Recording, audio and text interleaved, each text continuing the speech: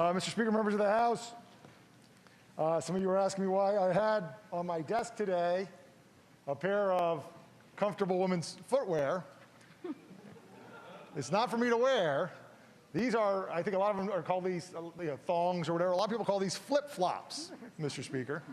And so I've got a pair of flip-flops because I was reading the morning clips and I noticed that PolitiFact and VPM had noticed the flip, actually I think they rated it a full flop, that House Republicans now in power had made on the issue of campaign finance reform, and in particular, the personal use of campaign funds. And so I know nobody wants to be rated a full flop on PolitiFact or in the paper. It's always embarrassing when that happens. I'm sure there's a reasonable explanation somewhere that we can hear about that. But Mr. Speaker, members of the House, really, this is so that, Mr. Speaker, you yourself don't get awarded a pair of golden flip-flops when it comes time to vote on the rules change that was read for the first time yesterday and will be read for the second time this afternoon. Because what I have also before me, Mr. Speaker, is House Resolution 140 from the 2020 session of the Virginia General Assembly.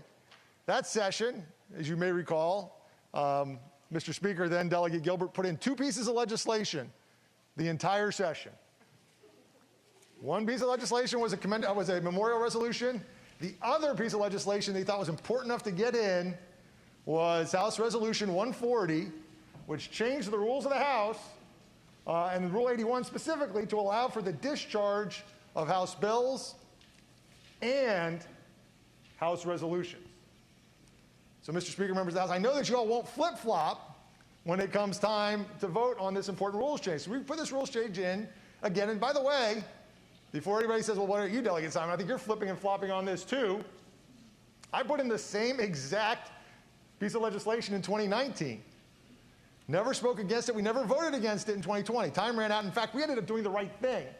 I think, well, I don't know if it was the right thing or not, but we ended up doing the thing, which was we had a constitutional amendment that you all were worried would be buried in committee, despite the fact that there were enough votes on this floor, you suspected, to pass it. And so House Resolution 140 was put in to change the rules to make sure, should that happen, the will of the body would have an opportunity to be heard on that House, that joint resolution. So, Mr. Speaker, we have this year not one but two constitutional amendments that passed this House with bipartisan support. We have a House resolution, a House joint resolution, a second reference to change the Constitution, introduced by a member of your caucus that has the support to pass, should it get to the floor of this House. Mr. Speaker, members of the House, when you all vote, not today, not tomorrow, but I think Tuesday, maybe Wednesday, the fifth day, the first day following the fifth day, you're going to have an opportunity to vote on this resolution, which you introduced and which you all supported, and you'll have an opportunity to give all the members of this House the opportunity to vote to send these resolutions to the voters of Virginia. And let the voters of Virginia have the final say on whether our Constitution will be modified to repeal the backward, outdated, repulsive Marshall-Newman Amendment, and whether we will do what a lot of folks on both sides of the aisle say they think is an important thing to do, and make sure that returning citizens have the right to vote automatically in our state constitution.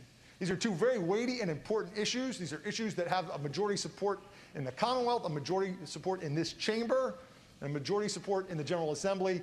You have an opportunity to be consistent. You have an opportunity to do the right thing, not to flip and flop like you've done on some other issues, but let's stay consistent. Let's vote yes when we have the opportunity to vote on this rules change.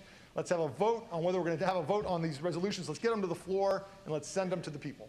Thank you, Mr. Speaker.